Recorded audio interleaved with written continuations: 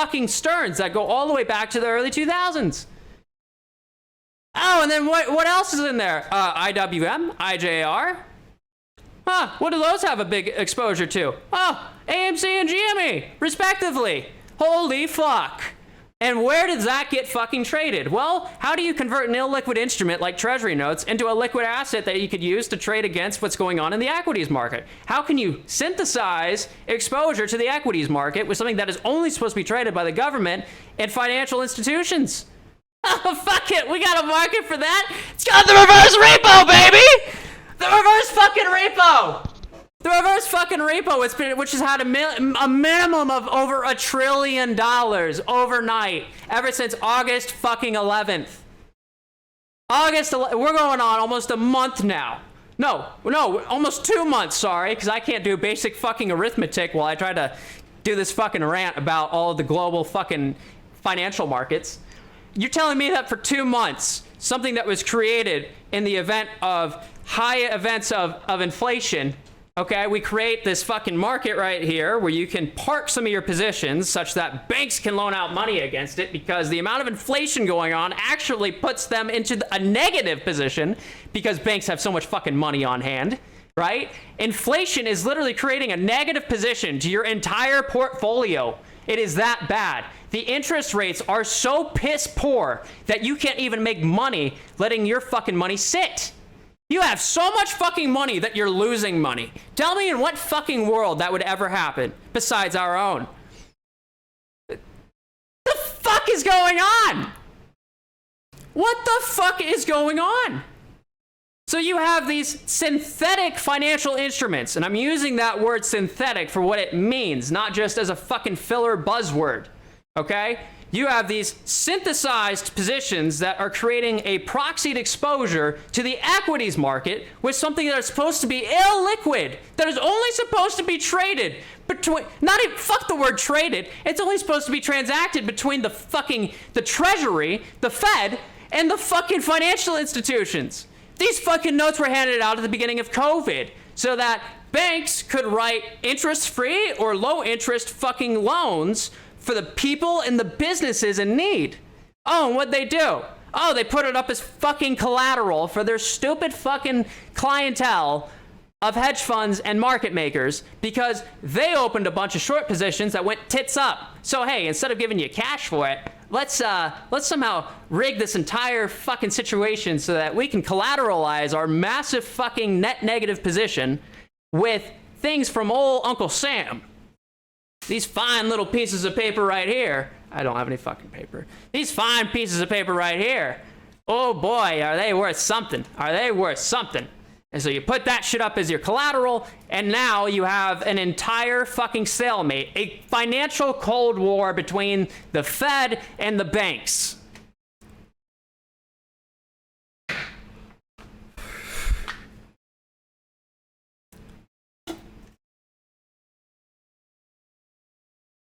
And for some reason, it takes some douchebag, long-haired, rock and roll wannabe / sleazeball with a thong hanging by his headset to vocalize this.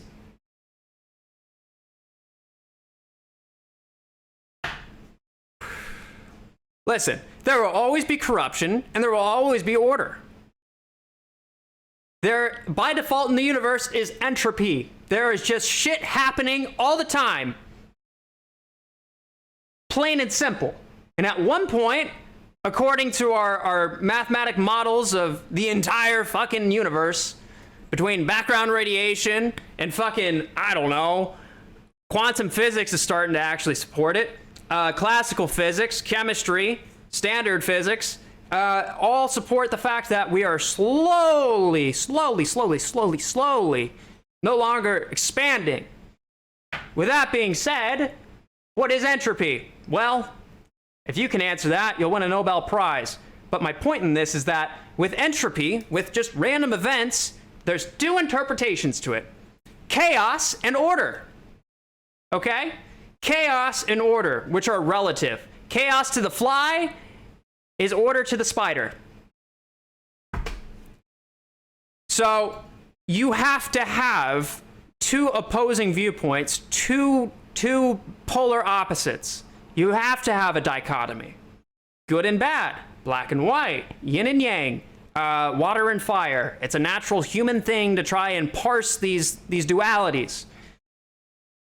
There will always be corruption, and there will always be order. There's a better antonym to corruption that I can't think of. But there will always be corruption. Sometimes there's too much. And then when you have the reversal of that, which you find a lot of parallels between the fucking universe and what goes on in markets. It's something that has baffled me ever since I found that quasi juxtaposition, but at the same time, side rant, gets to that later. So when you have the interpretation of a singular thing that is just, it's indifferent, it's apathetic to either or. Entropy is indifferent and apathetic to chaos and order. That there is no chaos and order in entropy. It's just entropy. Whenever you have the interpretation, whenever you put those constraints upon different events and you say, this is order, this is chaos, this is chaos, this is order.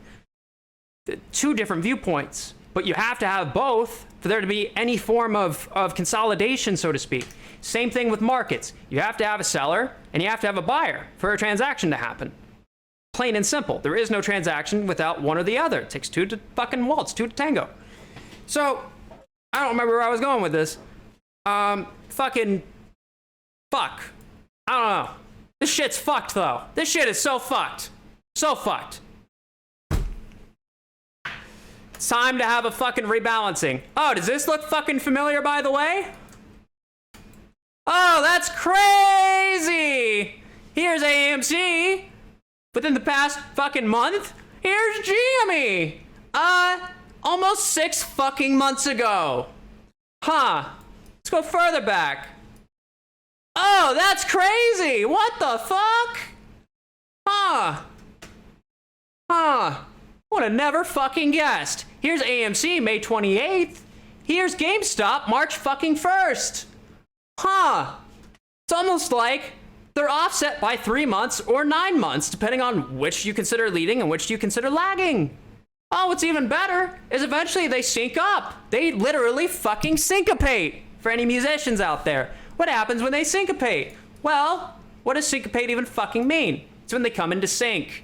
So when they come into sync, what happens when they start to look the same? Oh, I actually got one for you there.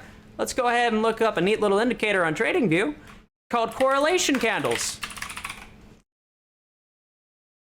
Okay, so let's now compare. We got Amy right here. Let's go ahead and pull up fucking Jimbo, me boy. We'll set the look back length to 90. We're gonna go to the day chart and let's have a little walk down memory lane. Holy shit, that's crazy. They were heavily correlated here, light blue, and then lost correlation right here, dark blue. Let's fucking zoom in. Oh, would you look at that? They're light blue again. What happened months ago? Oh shit. Not fucking correlated at all. Huh, okay, when was the last big run? We had it in June. What did the candles look like? Oh, would you look at that? Heavily fucking correlated. In the meantime, they get traded against each other. And then, oh, you have two communities who like a particular stock. They like these companies. They believe in these companies. Imagine if we set up some exotic fucking multi-leg strategy of trading where we create a liquidity magnet in the dark pools such that any trades that step outside of our control parameters just instantly fucking magnetize themselves to an exchange that nobody fucking knows what's going on in. Okay, so we have the forced control now. We have it at a loss, but we'll recover it every so often. Okay, fuck knuckle. Let's look at what happens when they sync back up. They start to fucking run. In the meantime, though, they're being traded against each other. Imagine if the two biggest collections of retail investors, and I'm not giving financial advice, never have, am not, and never fucking goddamn will, and I'm not in any way fucking implying that there's any collectivization or collectivifying or grouping of investors here. Imagine if two very, very, very enthusiastic retail investing communities decided to make some sort of statement to say, hey, we like these companies. We truly appreciate what these companies do. We believe in them. These are fantastic fucking organizations that had a rough time during a fucking pandemic that hasn't been seen in almost 100 years in magnitude. We like them a lot. And we're going to stand together. We're going to stand together. GameStop and AMC. GameStop started this thing, and I will always give them credit for that. AMC was the thing that kept it going. GME has had fucking zero liquidity for months now. GME, if you look at the fucking candles on GME, if you don't use Heiken Ashi, look at the fucking spreads on this thing. What the fuck is this? What the fucking fuck is this? They look like star constellations. The fuck are these spreads? The fuck? This looks like fucking Amazon. Fuck me, Amazon's more liquid than GME. Amazon goes for fucking $3,000 a fucking share. Okay. So what if somehow the two most committed groups of retail investors who really fucking love these companies. I grew up with fucking GameStop. I've been gaming since I was fucking 3 years old.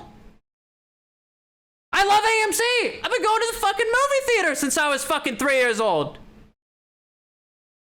These fucking companies are a part of my life. They've been a part of my childhood. I've gone on dates to AMC. I've actually gone on dates to GameStop. For whatever the fuck that's worth. Fucking, god damn it, it's the fucking bitrate shit.